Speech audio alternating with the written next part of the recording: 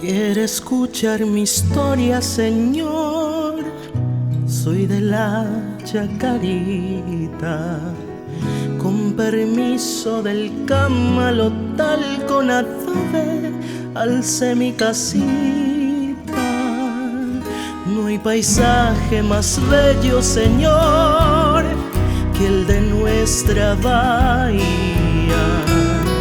Ni el pincel del más bueno y más noble pintor pintó cosa más linda. Mi casita fue iglesia, Señor, al unirme a mi amada. A la luz de la luna con su cunú esperé la alborada.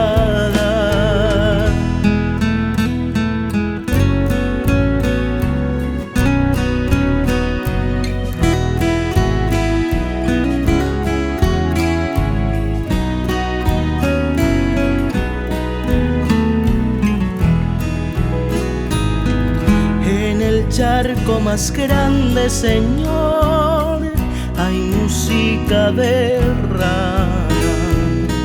El Yuipacoba canta su letanía prendido a una rama. En el río modula su voz doliente una guaraña. En canoa de pena rema un pescador su angustioso mañana. Y mañana es volver a empezar la jornada. Pero siempre empezar y volver a empezar, esperando el mañana.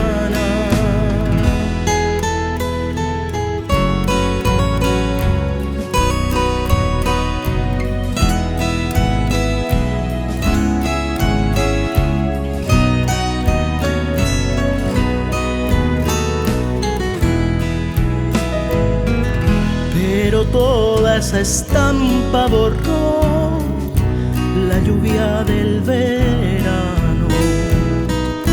La crecida del río llegó con su canto de penas y angustia.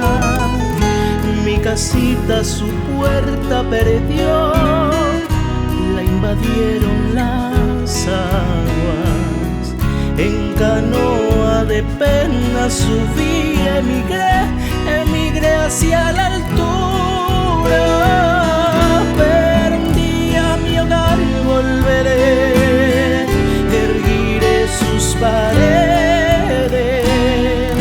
Aliado al trabajo, al sol y a la fe, crisolé mi esperanza. Pero un día a mi hogar volveré, erguiré sus paredes. Aliado al trabajo, al sol y a la fe,